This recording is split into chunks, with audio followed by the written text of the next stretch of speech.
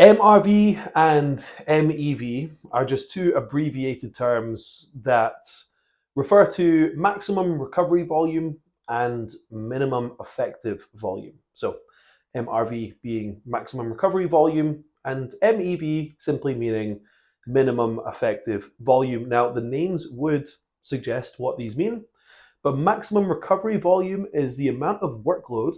That means the amount of sets and reps and or exercises that you do in one session or for one muscle group that muscle group or you as an individual can recover from. It's the most amount of total volume you can recover from.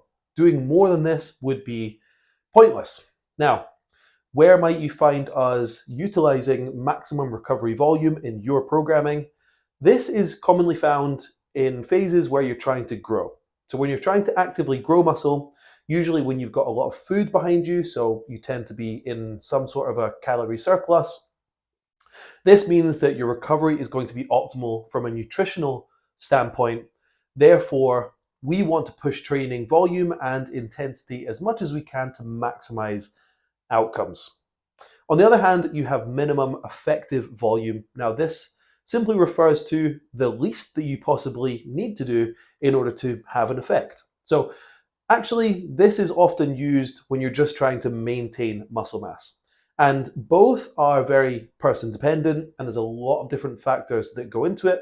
If you want a bit more information individualized to you, then simply ask us a question.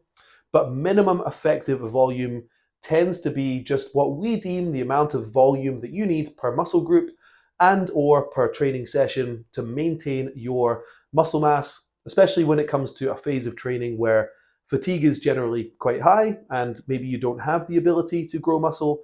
Say, for example, a fat loss phase, in particular, deep into a fat loss phase, then we might start to reduce training volume and training workload to help you manage your fatigue levels that are induced by, say, dietary fatigue or anything like that in order to get most out of your training. You don't always need to train with maximum volume. In some phases where you're not going to grow muscle anyway, then we will somewhat plan to reduce volume and sometimes reduce it all the way to minimum effective volume simply for maintaining your muscle mass when there is no other option to grow. So that's it. Maximum recovery volume, minimum effective volume. A couple of examples on when we might use either one of these, although there's still often unique circumstances that we taper things up and down relative to what we're trying to achieve and other things that I haven't mentioned. So if you want a bit more information relative to you, drop us a message.